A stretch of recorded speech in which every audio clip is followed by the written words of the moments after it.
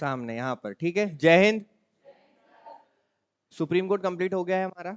Supreme court से संबंधित जो शब्दावलियां थी वो भी हमने देख लिया। आपका जुडिशियल एक्टिविज्म हो, रिव्यू हो, या फिर हमारा जनहित याचिका हो, ये चीजें हम देख चुके हैं।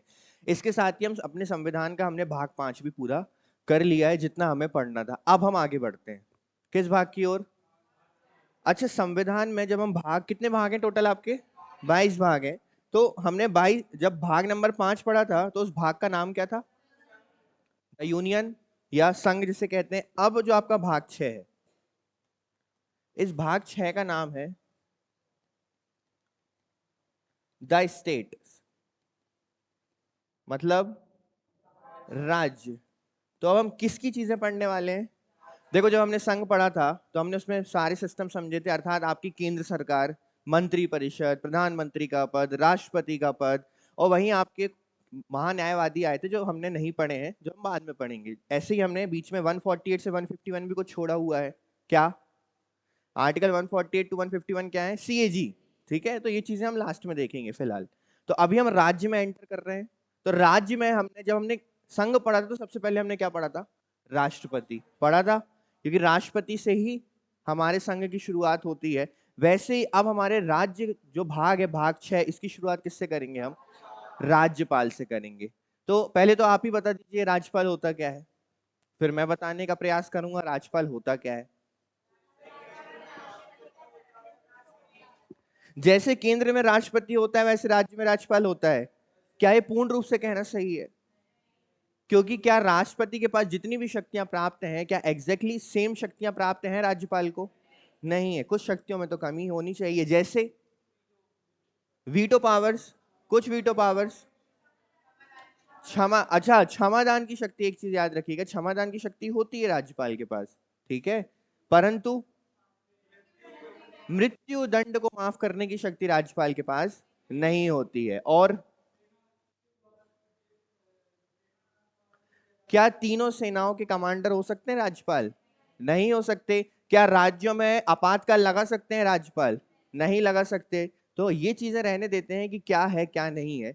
हमें केवल ये देखना है कि कौन कौन सी शक्तियां राज्यपाल को राज्य में प्राप्त होती हैं। तो उससे पहले, शक्तियां पढ़ने से पहले, ये राज्यपाल कौन होता है, राज्यपाल कौन बन सकता है, राज्यपाल की योग्यताएं क्या होती हैं, राज्यपाल का कार्यकाल कितना होता है, और राज्यपाल का जो कार्यालय है, ऑफिस ऑफ द गवर्नर, इसकी जो शर्तें हैं वो क्या होती हैं, और ये कार्यालय अडॉप्ट कहां से किया गया है, ठीक है। या राज्यपाल का जो चुनाव है वो कहां से अडॉप्ट किया गया है, या उसका नामांकन। तो अगर मैं पूछूं राज्यपाल का कार्यालय, ऑफिस ऑफ द गवर्नर, ये कहां से लिया गया?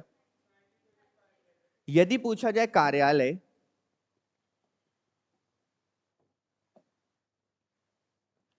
राज्यपाल का कार्यालय, तो ये कहां से अडॉप्ट किया हमने? Act of government of India act 1935, 1935 Bharat शासन अधिनियम से हमने कार्यालय लिया। किसका? आपको पता है कि हमने अधिकतर संविधान के जो आर्टिकल्स हैं या प्रावधान है वो कहां से लिए हैं? 1935 एक्ट से लिए हैं, और ये चीज भी हमने वहीं से ली है। इसके बाद यदि मैं पूछूं राज्यपाल का नामांकन, या बोल सकते हैं इसका चुनाव, ये हमने कहां से लिया? तो ये है कनाडा मॉडल से प्रेरित। कहां से प्रेरित है ये? कनाडा मॉडल से। अर्थात हमने कहां से लिया है इसको? कनाडा से अडॉप्ट किया है कि राज्यपाल का नामांकन कैसे होगा, राज्यपाल का चुनाव किस प्रकार से होगा। तो ये चीजें आपको पता होनी चाहिए, इन दोनों में कंफ्यूज नहीं होना है। यदि पूछा जाए ऑफिस ऑफ द गवर्नर कहां से लिया गया, कार्यालय कहां से लिया गया, राज्यपाल का तो कहां से लिया गया है? Government of India 1935। और नामांकन और चुनाव प्रक्रिया कहां से ली है हमने? ठीक है। अब हम ये समझते हैं कि राज्यपाल किस आर्टिकल से किस आर्टिकल तक है। इसकी एक बहुत सिंपल प्रोसेस है। देखो, आपके राष्ट्रपति किसमें थे? राष्ट्रपति किसमें थे आपके? 52, 52 में थे। राष्ट्रपति का पद किसमें था आपका? 52 में था। इस राष्ट्रपति के पद में आपको प्लस करना है 101। कितना होता है? कितना होता है? 160, सॉरी 153। बेटा खुद की मैथ्स तो खराब है, हमारी भी करवा दो, ठीक है। क्या होता है? 153। 101 जोड़ दीजिए। 153 किससे संबंधित है आपका? राज्यपाल से। आर्टिकल नंबर 153 से लेकर 167 किससे संबंधित है? इसके अलावा हमारे संविधान में कुछ ऐसे भी प्रावधान है जो राज्यपाल से संबंधित है, वो हम आगे देखेंगे। फिलहाल आप ये याद रखिए, इस भाग में भाग 6 जिसका नाम है राज्य या द स्टेट्स। राज्य कार्यकारिणी में राज्यपाल, मुख्यमंत्री, मंत्रिपरिषद और राज्य के महाधिवक्ता शामिल होते हैं। ये राज्य कार्यकारिणी है। राज्य सरकार के मुखिया के रूप में केंद्र में राष्ट्रपति के समान, केंद्र में कौन होता है? सेम। राज्यपाल की भूमिका भारतीय संविधान के अनुच्छेद 153 से 167 में परिभाषित की गई है। अर्थात हमारे राज्य का मुखिया क्या होता है, कौन होता है? अच्छा, आपको पता होगा कि जब भी केंद्र में चुनाव होते हैं, ठीक है, जैसे हम लोकसभा चुनाव के नाम से जानते हैं, तो उसमें बहुमत प्राप्त करना होता है। थोड़ा आपको समझाते हैं कि राज्यपाल का रोल क्या होता है। तो बहुमत प्राप्त करने के बाद क्या होता है? मान लीजिए पार्टी ए को पूर्ण बहुमत प्राप्त हो गया, 272 से ज्यादा सीटें उन्होंने प्राप्त कर ली। अब क्या होगा? सीधे मंत्रिपरिषद का गठन करवा दें। फिर बहुमत प्राप्त होने के बाद क्या करती है पार्टी? वो राष्ट्रपति के पास जाती है, या राष्ट्रपति उन्हें निमंत्रित करते हैं किस चीज के लिए? सरकार बनाने के लिए। बिना राष्ट्रपति के आमंत्रण या बिना राष्ट्रपति की स्वीकृति के क्या वो सरकार बना सकते हैं? मैं कहता हूं 272 छोड़िए, उन्होंने तो 400 सीटें लेके आ गई, 350 400 सीटें ले आई, पूर्ण बहुमत है, पूर्ण बहुमत से बहुत ज्यादा है। फिर भी सरकार बनाने के लिए आपको स्वीकृति किसकी लगेगी? जब राष्ट्रपति बोलेंगे कि ठीक है आइए और अपनी सरकार बनाइए, तभी आप सरकार बना सकते हो। सेम एज स्टेट्स में यदि किसी पार्टी को बहुमत प्राप्त होता है, ठीक है, मान के चलते हैं हमारे मध्य प्रदेश में आज 230 सीटें हैं विधानसभा की।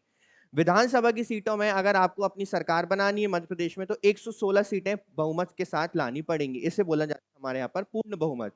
अब किसी पार्टी ए ने 130 सीटें लेकर आ गई, जो 116 से ज्यादा होती हैं, तो क्या वो सरकार तुरंत बना सकती है? उसे निमंत्रित कौन करेगा? वो किसकी स्वीकृति लेने जाएंगे?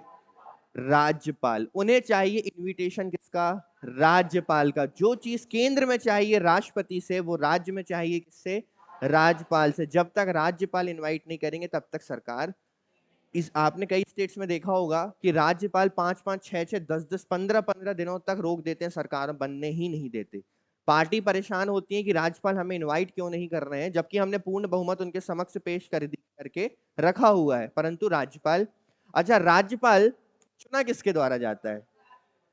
देखो, राज्यपाल चुना जाता है केंद्र सरकार के द्वारा, नियुक्त किया जाता है राष्ट्रपति के द्वारा। दोनों में डिफरेंस है, ठीक है। एक व्यक्ति होता है जो उस नाम को नामित करता है कि ये व्यक्ति फलाने स्टेट का क्या बनेगा? राज्यपाल बनेगा। और राष्ट्रपति क्या करते हैं? उसको नियुक्ति देने का काम। सेम एज कि क्या जो सीजीआई है हमारे, हमने सुप्रीम कोर्ट पढ़ा था, क्या हमारे सुप्रीम कोर्ट के मुख्य न्यायाधीश को चुनने का काम राष्ट्रपति करते हैं? चुनते हैं क्या? हमने तो कोलोजियम सिस्टम देखा था ना, तो चुनने का काम तो कोलोजियम सिस्टम करता है, पर नियुक्ति कौन देता है? शपथ कौन दिलाता है? राष्ट्रपति दिलाता है। सेम एज यहां पर भी कौन देता है? यहां पर भी नियुक्ति कौन देता है? राष्ट्रपति देता है। राज्यपाल की भूमिका दोहरी प्रकृति की होती है। ये दोहरी प्रकृति क्या होती है? देखो, वे राज्य के संवैधानिक प्रमुख है। राज्य का संवैधानिक प्रमुख कौन है? संघ का संवैधानिक प्रमुख कौन है? मैं ये बार बार डिफरेंशिएट इसलिए कर रहा हूं ताकि आप समझ सको कि राष्ट्रपति और राज्यपाल किस प्रकार से सिमिलर है, बस कुछ पावर्स हैं जो दोनों में अलग अलग हो जाएंगी। वे राज्य के संवैधानिक प्रमुख के साथ साथ केंद्र सरकार के प्रतिनिधि के रूप में भी काम करता है। अर्थात राज्य में गवर्नर एक क्या है? आपका संवैधानिक प्रमुख है राज्य का, और दूसरा वो केंद्र का क्या है? प्रतिनिधि है। केंद्र का प्रतिनिधि इसलिए है क्योंकि किसके द्वारा नियुक्त किया गया, किसके द्वारा नामित किया गया है? केंद्र के द्वारा नामित किया गया है। राज्यपाल कौन होता है? राज्यपाल किसी राज्य का नाम मात्र का कार्यकारी प्रमुख होता है। ये नाम मात्र का कार्यकारी प्रमुख हमने राष्ट्रपति के लिए भी उपयोग किया था, पर हमने देखा था कि ऐसा कोई भी लॉ या ऐसा कोई भी बिल तब तक लॉ नहीं बन सकता, या ऐसा कोई भी बिल तब तक एक्ट नहीं बन सकता जब तक किसके हस्ताक्षर ना हो जाए? राष्ट्रपति के। बिल्कुल उसी प्रकार राज्य में तब तक कोई लॉ पारित नहीं हो सकता, कोई भी एक्ट, कोई भी बिल एक्ट नहीं बन सकता जब तक किसके हस्ताक्षर ना हो जाए? राज्यपाल के हस्ताक्षर। बार बार राज्य सरकारों ने सुप्रीम कोर्ट में जाकर इस चीज की कंप्लेंट की है कि गवर्नर हमारे लॉ को कभी पारित होने नहीं देते हैं, या गवर्नर हमारे बिल्स को क्या करते हैं? बार बार होल्ड करने का। फिर आप देखो ये चीज होती है, क्या होगा? मान के चलो कि आज कोई स्टेट है जहां पर ए पार्टी की सरकार है और कोई स्टेट है जहां पर बी पार्टी की सरकार है, और यदि मैं बात करूं केंद्र की, तो केंद्र में भी किस पार्टी की सरकार है? ए पार्टी की सरकार है। तो इन दोनों स्टेट्स में ए पार्टी बैठी यानी सिमिलर पार्टी बैठी है, पर एक स्टेट है जहां पर कोई अलग पार्टी बैठी हुई है। अब राज्यपाल की नियुक्ति कौन करता है? ये ए पार्टी करेगी, है ना, क्योंकि केंद्र में कौन बैठी हुई है? ए पार्टी बैठी हुई है। अब यहां के कानून तो राज्यपाल फटाफट पारित करेंगे, क्यों? क्योंकि सेम पार्टी, एक घर, एक ही भाई हैं दोनों, है ना, एक ही माता जी के बेटे हैं दोनों। पर यहाँ जो बी पार्टी है, काम बी अभी अच्छा कर सकती है, या हो सकता है कर रही हो अच्छा काम, पर फिर भी राज्यपाल क्या करते हैं? वहां के एक्ट, वहां के बिल्स को थोड़ा होल्ड करने का प्रयास करते हैं, रोकने का प्रयास करते हैं, ताकि ये पार्टी क्या हो? परेशान हो उस लॉ को पारित करने के लिए। ये गैर संवैधानिक है, ऐसा कहीं करना नहीं चाहिए। राज्यपाल को ऐसी पावर्स नहीं है कि वो अपने मन चाही चीजें कर सकता है, ये गैर संवैधानिक है। और इसी की कंप्लेंट बार बार कहां की जाती है? सुप्रीम कोर्ट में जाकर की जाती है। यही विवाद होते हैं राज्यों के, जिन विवादों को सुलझाने का काम कौन करता है? सुप्रीम कोर्ट करता है। राज्यपाल किसी राज्य का नाम मात्र का कार्यकारी प्रमुख होता है। वे मुख्य कार्यकारी प्रमुख के रूप में कार्य करते हैं और केंद्र सरकार द्वारा नियुक्त किए जाते हैं। यहां तक क्लियर है राज्यपाल क्या होते हैं? इसके बाद राज्यपाल की नियुक्ति कैसे की जाती है? राज्यपाल की नियुक्ति भारत के राष्ट्रपति द्वारा की जाती है, पर इन्हें नामित कौन करता है? केंद्र सरकार करती है। प्रत्येक राज्य के लिए राज्य के नामांकन के लिए केंद्र सरकार जिम्मेदार है। राष्ट्रपति के विपरीत राज्यपाल पद के लिए कोई प्रत्यक्ष या अप्रत्यक्ष चुनाव नहीं होता। ये चीज आप याद रखिएगा कि हमारे देश में राज्यपाल का कोई भी चुनाव नहीं होता। ये डायरेक्टली किसके द्वारा नामित किए जाते हैं? आपने देखा था राष्ट्रपति का इलेक्शन होता है, हमने देखा था, पूरी प्रोसेस समझी थी। फिर हमने देखा उपराष्ट्रपति का भी चुनाव होता है। पर भारत में किसी भी स्टेट के गवर्नर के लिए कोई भी इलेक्शन की प्रोसेस ना ही डायरेक्टली ना ही इनडायरेक्टली, ठीक है। और इसके अलावा कि क्या दो से अधिक राज्यों के एक राज्यपाल रह सकते हैं? क्या दो राज्यों के एक राज्यपाल बन सकते हैं? इस चीज में हम और आगे जाएंगे, समझेंगे कि यदि एक से अधिक राज्यों के एक ही राज्यपाल हैं तो उनके वेतन भत्ते किस प्रकार से डिसाइड किए जाते हैं। अब मान के चलो कि एक राज्य का, मध्य प्रदेश के कोई राज्यपाल है, उनको वेतन भत्ते मिल रहे हैं, पर अगर वो दो राज्य के राज्यपाल बन गए तो क्या उन्हें दो राज्यों के हिसाब से वेतन भत्ते मिलेंगे? ये चीज समझने लायक है। उनकी सेवा शर्तें क्या होंगी? ये चीज समझने लायक है। राज्यपाल का कार्यालय संघ कार्यकारिणी का हिस्सा नहीं है, क्योंकि ये किसका हिस्सा है? ये किसका हिस्सा है? स्टेट का हिस्सा है। और एक स्वतंत्र संवैधानिक यह कार्यालय है। राज्यपाल संघ सरकार की सेवा नहीं करता है, किसकी करता है? राज्य सरकार की। किसकी? और उसके अधीन नहीं है। भारत में संघ द्वारा राज्यपाल का नामांकन और राष्ट्रपति द्वारा उसकी जो नियुक्ति है, ये कहां से लिया गया है? कनाडाई मॉडल से ग्रहित किया गया है। पर ऑफिस ऑफ द गवर्नर या राज्यपाल का कार्यालय कहां से लिया गया है? 1935 एक्ट से लिया गया है। राज्यपाल बनने के लिए कौन योग्य है, बताइए? अच्छा, राष्ट्रपति बनने के लिए एज लिमिट क्या थी? कितने वर्ष होनी चाहिए कम से कम? कितने वर्ष? 35 वर्ष। राष्ट्रपति बनने के लिए कितनी लिमिट थी आपकी? 35 वर्ष। अब ये छोटे राष्ट्रपति हैं, अर्थात राज्य के राष्ट्रपति हैं, राज्य के राज्यपाल, तो इनकी लिमिट भी कितनी है? 35 वर्ष। तो राज्यपाल बनने के लिए कोई ऐसी बहुत खतरनाक चीजों की आवश्यकता नहीं है, केवल वह भारत का नागरिक होना चाहिए, कंडीशन नंबर 1। और दूसरा, उनकी आयु 35 वर्ष या उससे अधिक होनी चाहिए। बस अगर ये दो चीजें हैं तो आप राज्यपाल बन सकते हो। तो जैसे ही आप लोग 35 के हो, तुरंत कहां चले जाएं? केंद्र सरकार के पास, कि आपको क्या बना दें, है ना। फिर केंद्र सरकार पूछेगी ऐसा क्या करके आए हो कि तुम्हें राज्यपाल बनाया जाए। किसी व्यक्ति को राज्यपाल के रूप में नामित करने से पहले सरकार दो परंपराओं का पालन करती है। अब इन परंपराओं को देखते हैं। राज्यपाल के पद पर नियुक्त व्यक्ति उस सेम राज्य का नहीं होना चाहिए, पहली कंडीशन, ठीक है। कि यदि किसी व्यक्ति मध्य प्रदेश का है तो कभी मध्य प्रदेश का राज्यपाल नहीं बन सकता, अर्थात आपको अपना स्वयं का गृह राज्य प्राप्त नहीं होगा। उन्हें बाहरी व्यक्ति होना चाहिए और जिस राज्य में उन्हें नियुक्त किया जा रहा है उससे उनका कोई भी संबंध नहीं होना चाहिए। दो कंडीशंस हो गई। आपको आपके घर से निकलना पड़ेगा, छोड़ सकते हो घर राज्यपाल बनने के लिए। हाँ तो बेटा ऐसे बोल रहे हो जैसे राज्यपाल बन ही जाओगे, है ना। देखो, अगर आप राज्यपाल बन रहे हैं, अगर राज्यपाल नियुक्त किया जा रहा है केंद्र सरकार के द्वारा, तो कंडीशन नंबर 1 ये है कि आप उस सेम राज्य के नागरिक नहीं होने चाहिए, या उस राज्य से आपका किसी भी प्रकार का संबंध नहीं होना चाहिए। और दूसरी कंडीशन है कि राज्यपाल की नियुक्ति से पहले राष्ट्रपति उस संबंधित राज्य के मुख्यमंत्री से क्या करते हैं? क्यों मुख्यमंत्री से परामर्श करते हैं? कोई बताएगा मुझे? राष्ट्रपति परामर्श किए बिना भी तो नियुक्त कर सकते हैं, तो परामर्श करने की आवश्यकता क्यों है? बताओ। मुख्यमंत्री से परामर्श क्यों किया जाता है? एक चीज बताइए, मिलकर काम करना है ना। मुख्यमंत्री राज्य का प्रमुख होता है, कार्यकारी प्रमुख बोलना चाहिए, जो कार्यपालिका चलाता है वहां की होता है, विधि बनाने का भी काम करता है अपनी टीम के साथ, मंत्रिपरिषद के साथ मिलकर। तो राज्यपाल के साथ उसके अच्छे संबंध होना जरूरी है कि नहीं? है कि नहीं है? देखो, कहने को तो संविधान ये बोलता है कि आपको हर बिल में साइन करके उसको एक्ट बनाना पड़ेगा अगर वो सही है तो, ठीक है, पावर्स दी गई है उसे रोकने की, पुनर्विचार को भेजने की, पर आपको पारित तो करना ही रहता है। पर अगर संबंध अच्छे नहीं तो राज्यपाल क्या करेंगे? राज्यपाल क्या करेंगे? राज्यपाल बिल्स को बार बार होल्ड करेंगे, जिसकी वजह से जिन कानून का इंप्लीमेंटेशन राज्य में होना है वो या तो नहीं होगा या तो देरी से होगा, है ना। ऐसे में क्या होगा? जो नागरिक है या जो जनता है उसको राज्य सरकार के प्रति जो उनकी छवि है वो कैसी होगी? धूमिल होगी, खराब होगी, ठीक है। कि जनता क्या सोचेगी कि राज्य सरकार तो कोई भी बिल को, कानून कभी बना ही नहीं सकती, ना ही बनाने में सक्षम है। इसीलिए राज्यपाल को नियुक्त करने से पहले किसका परामर्श अनिवार्य है? मुख्यमंत्री का परामर्श अनिवार्य है। तो कौन राज्यपाल बन सकता है? पहली कंडीशन, भारत का नागरिक हो। दूसरी कंडीशन, 35 वर्ष से या 35 वर्ष या उससे ऊपर उसकी उम्र हो। दो परंपराओं का यहां पालन करना पड़ता है। पहली परंपरा, उस राज्य से उसका कोई भी संबंध नहीं होना चाहिए और उस राज्य का वह नागरिक नहीं होना चाहिए। और दूसरी, नियुक्त करने से पहले राष्ट्रपति नियुक्ति करते हैं, तो राष्ट्रपति का परामर्श किससे करेंगे? मुख्यमंत्री से परामर्श करेंगे। राज्यपाल के कार्यालय का कार्यकाल क्या होता है? अच्छा, राष्ट्रपति का कार्यकाल कितना होता है? 5 वर्ष होता है। प्रधानमंत्री का कार्यकाल कितना होता है? बिल्कुल नहीं।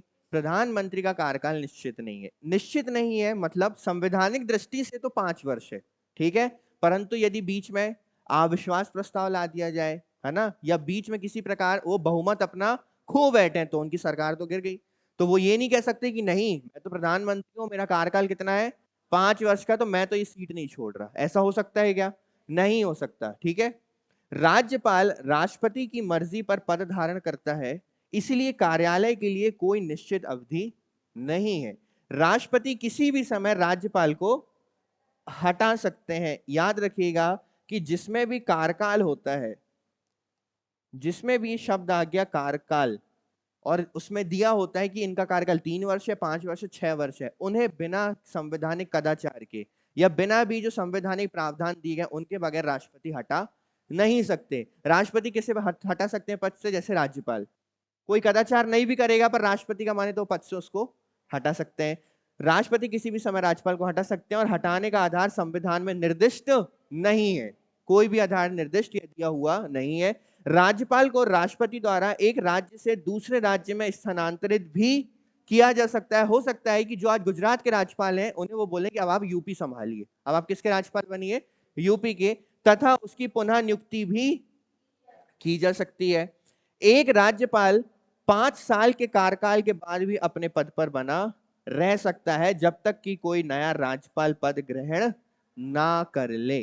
राष्ट्रपति के विवेक पर आवश्यक समझे जाने पर संबंधित राज्य के उच्च न्यायालय के मुख्य न्यायाधीश को, ध्यान से समझना, इसे फिर से पढ़ रहा हूं मैं, राष्ट्रपति के विवेक पर आवश्यक समझे जाने पर संबंधित राज्य के उच्च न्यायालय के मुख्य न्यायाधीश को अस्थायी आधार पर राज्यपाल के रूप में भी नियुक्त किया जा सकता है। अर्थात यदि राष्ट्रपति समझे तो उसी संबंधित राज्य के उसी हाई कोर्ट के मुख्य न्यायाधीश को अस्थायी राज्यपाल के रूप में नियुक्त कर सकते हैं।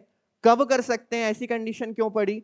तब कर सकते हैं जब राज्यपाल की मृत्यु की स्थिति में उच्च न्यायालय के मुख्य न्यायाधीश को राज्यपाल नियुक्त किया जा सकता है। अर्थात राज्यपाल की मृत्यु हो गई है, कुछ अस्थायी समय के लिए राज्यपाल का होना अनिवार्य है, तो ऐसी स्थिति में उस राज्य के मुख्य न्यायाधीश को क्या बनाया जा सकता है, पर केवल कितने समय के लिए, अस्थायी समय के लिए, परमानेंट नहीं बनाया जाएगा, तब तक के लिए जब तक कि कोई नया राज्यपाल नियुक्त ना किया जाए। ये चीज समझ में आई? तो कोई कार्यकाल होता है क्या राज्यपाल का? नहीं होता है। राज्यपाल के कार्यालय की स्थितियां क्या है? किसी व्यक्ति को राज्यपाल नियुक्त किए जाने के लिए निम्नलिखित शर्तों को पूरा करना होगा। वे लोकसभा या राज्यसभा के सदस्य नहीं हो सकते। यदि वे किसी भी सदन के सदस्य रहे हैं तो उन्हें राज्यपाल के रूप में अपने पहले ही दिन उस सीट को क्या करना होगा, अर्थात वह किसी अन्य लाभ के पद पर नहीं रह सकते। इतना तो आप पॉलिटी पढ़ते पढ़ते समझ गए होंगे कि आपको यदि एक संवैधानिक पद को संभालना है तो दूसरे अन्य सारे पदों को क्या करना होगा, छोड़ना पड़ेगा। आप किसी अन्य लाभ के पद पर नहीं रह सकते। राजभवन को किराए के भुगतान के बिना उसके आवास के रूप में प्रदान किया जाएगा। अब किराया तो देंगे नहीं वो अपने घर का। संसद उनकी परिलब्धियां, भत्ते और विशेष अधिकार, ध्यान से समझना, इस चीज को ध्यान से समझना। केंद्र में राष्ट्रपति की जितनी भी शर्तें, वेतन भत्ते, सब कौन देख रहा था, संसद देख रही थी। पर हमें ये लगा कि राज्यपाल के लिए वो चीजें कर रही होगी राज्य सरकार, पर ये गलत रहेगा। ठीक है, राज्यपाल की सभी सेवा शर्तें, वेतन भत्ते कौन डिसाइड करेगा, संसद। कौन करेगा? तो दिमाग से एक चीज निकाल देना, तो राज्यपाल राज्य का है तो सारी चीजें राज्य की विधानमंडल डिसाइड करेगी, ये चीज गलत होगी। कौन करेगा? संसद डिसाइड करेगी।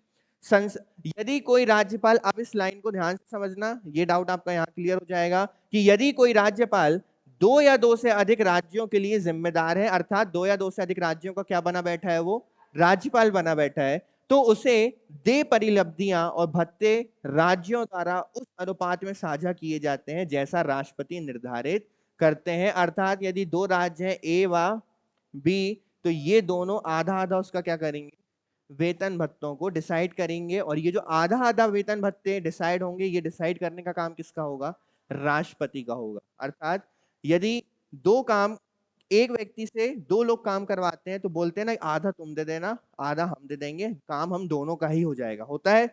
बस वही चीज है यहां पर कि दोनों ही राज्यों को उन सेवा शर्तों को वहन करना पड़ेगा। संसद उनके कार्यकाल के दौरान उनकी परिलब्धियों और भत्तों में किसी प्रकार की कमी नहीं करेगी। उन्हें किसी भी आपराधिक कार्रवाई से छूट दी गई है, यहां तक कि उनके व्यक्तिगत कृत्यों के संबंध में भी। आपको पता है राष्ट्रपति और राज्यपाल के विरुद्ध कोई भी क्रिमिनल केसेस चलाया नहीं जा सकता। केवल कौन से केसेस चलाए जा सकते हैं, केवल सिविल मामले चलाए जा सकते हैं। राज्यपाल को गिरफ्तार या कैद नहीं किया जा सकता। उनके व्यक्तिगत कृत्यों के विरुद्ध केवल सिविल कार्रवाई।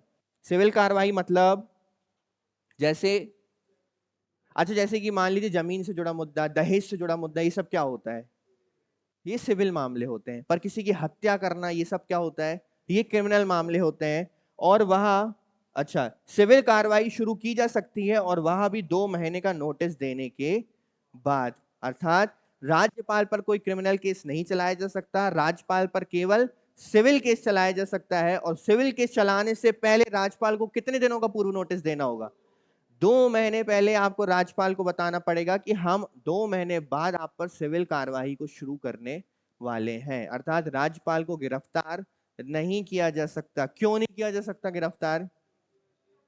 क्योंकि वो राज्य का संवैधानिक प्रमुख है। ठीक है, राज्य का संवैधानिक प्रमुख है।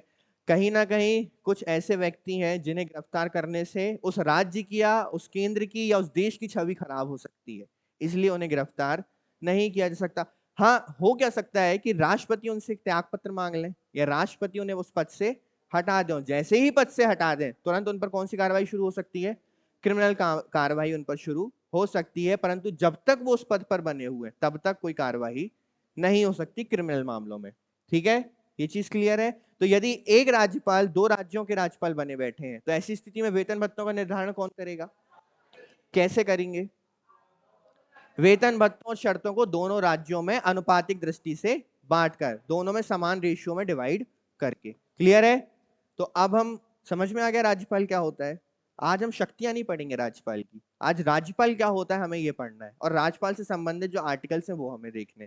फिर शक्तियां हम पढ़ेंगे कि विधायी शक्तियां क्या होती हैं, न्यायिक शक्तियां क्या होती हैं, क्षमादान की शक्तियां क्या होती हैं, आपातकालीन शक्ति कुछ है भी कि नहीं है, ये सारी चीजें हम नेक्स्ट लेक्चर में देखेंगे। फिलहाल ये बताओ इतनी चीजों में ऐसा कुछ है जो समझ में ना आया हो राज्यपाल से संबंधित?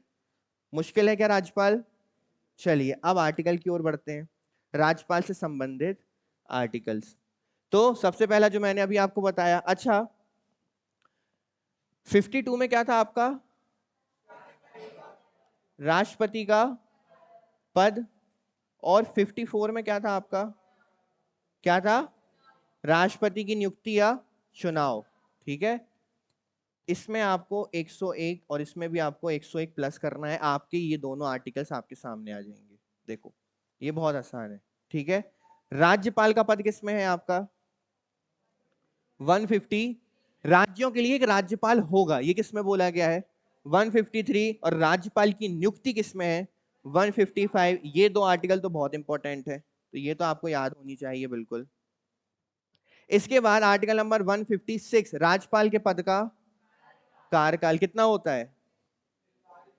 निश्चित नहीं है, राष्ट्रपति कभी भी पद से हटा सकते हैं। अच्छा, राष्ट्रपति किस आधार पर पद से हटा सकते हैं? कोई आधार नहीं है, कहीं पर दिया ही नहीं गया है, ना ही संविधान में लिखा गया है। 157, राज्यपाल के रूप में नियुक्ति के लिए योग्यताएं क्या थी? योग्यताएं बताएंगे। और दूसरा, और इतना तो हमें पता है, चाहे लिखा हो चाहे ना लिखा हो, कि किसी अन्य लाभ के पद पर नहीं होना चाहिए। 158, राज्यपाल कार्यालय की शर्तें। 160, कतिपय आकस्मिकताओं में राज्यपाल के कार्यों का निर्वहन, यानी आकस्मिकता की स्थिति में उनके कार्यों का निर्वहन। 161, क्षमा आदि देने की राज्यपाल की। ये जो चीजें हैं ये डिटेल में हम शक्तियों में पढ़ेंगे। ठीक है, फिलहाल इतने आर्टिकल देखिए। 153 में क्या है? राज्यपाल, राज्यों के लिए राज्यपाल। 155 में क्या है? राज्यपाल की नियुक्ति। अब इन दो आर्टिकल्स को थोड़ा सा अलग कर दो। ठीक है, अब आते हैं 156 में। 156 में क्या है? कार्यकाल। 157 योग्यताएं। पहले कार्यकाल और उसके बाद योग्यताएं। देखो सबसे पहले पद, पद के बाद नियुक्ति, नियुक्ति के बाद कार्यकाल, कार्यकाल के बाद योग्यताएं, और फिर राज्यपाल के कार्यालय की 53, 55, 56, 57, 58 तक आपको सीक्वेंस याद रखना है। 53 के बाद 54 मत ला देना आप लोग। ठीक है, 54 को हटा दीजिए। 155 आपको याद रखना है। 160 आकस्मिकताओं में राज्यपाल की शक्तियों का निर्वहन, और 161 क्षमा आदि, क्षमादान आदि राज्यपाल की शक्तियां। ये किसमें है? राष्ट्रपति में किसमें थी? 72 में थी। 372 में। चलो आगे बढ़े। 175, राज्य विधानमंडल के सदनों या सदनों को संबोधित करने और संदेश भेजने का राज्यपाल का अधिकार। आपको याद है राष्ट्रपति जब भी सत्र शुरू होता था तो इनवाइट करते थे सत्रों को। सेम पावर राज्यपाल के पास है राज्यों के सत्रों को इनवाइट करने की या बुलाने की। Article number 175। 176, राज्यपाल का विशेष संबोधन, जिसे आप बोलते हैं शायद अभिभाषण। ये राष्ट्रपति में किस आर्टिकल में था? 87। और डिटेल में जाना तो 87(1) में था ये हमारा। ठीक है, और इसमें कहां पर है? 176 में। 201, राज्यपाल द्वारा राष्ट्रपति के विचार हेतु आरक्षित विधेयक। आपको याद होगा कि राष्ट्रपति के पास कुछ बिल्स पहुंचते हैं हस्ताक्षर करने के लिए, उसमें कुछ बिल्स होते हैं राज्यों से संबंधित, क्योंकि राज्यों में कुछ ऐसे कानून पारित होते हैं जिसमें राष्ट्रपति की स्वीकृति होना अनिवार्य है। तो राज्यपाल क्या करते हैं? ऐसे बिल्स को कलेक्ट करके रोक कर रखते हैं। किसकी स्वीकृति के लिए? राष्ट्रपति की स्वीकृति के लिए। और उन बिल्स को वो कहां भेजते हैं? राष्ट्रपति के कार्यालय में भेजते हैं। और राष्ट्रपति जब उन पर हस्ताक्षर करते हैं तब जाकर वो बिल आपके राज्यों में एक्ट बनते हैं और लॉ के रूप में पारित किए जाते हैं। तो इन्हीं विधेयकों की बात हो रही है कि राज्यपाल द्वारा राष्ट्रपति के विचार हेतु आरक्षित विधेयक। 213, अच्छा 123 क्या था? किसका अध्यादेश? उसको घुमा दो, 123 को 213 कर दो। ठीक है, 213 क्या है? अध्यादेश प्रख्यापित करने की राज्यपाल की शक्ति। 123 में राष्ट्रपति अध्यादेश जारी कर सकता है और 213 में राज्यपाल अध्यादेश जारी कर सकता है। 217, उच्च न्यायालयों के न्यायाधीशों की नियुक्ति के मामले में राष्ट्रपति द्वारा राज्यपाल से परामर्श किया जाता है। 233, राज्यपाल द्वारा जिला न्यायाधीशों की नियुक्ति। और 234, राज्यपाल द्वारा राज्य की न्यायिक सेवा में व्यक्तियों की नियुक्ति जिला न्यायाधीशों के अलावा, यहां पर बोला है न्यायिक सेवा, ठीक है। राज्यपाल द्वारा राज्य की न्यायिक सेवाओं में व्यक्तियों की नियुक्ति, या आप इन्हें बोल सकते हैं अन्य अधिकारियों की नियुक्ति न्यायिक सेवाओं में, ठीक है।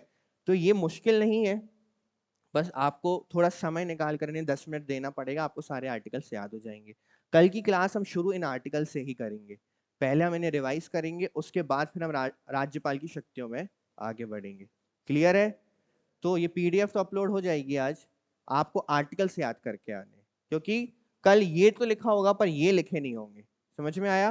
केवल नंबर्स लिखे होंगे, ये मुझे आप बताएंगे कि किस आर्टिकल में क्या लिखा हुआ है। हो जाएगा? और जो भी प्रॉब्लम आएगी फिर तो मैं बैठा हूं, ठीक है।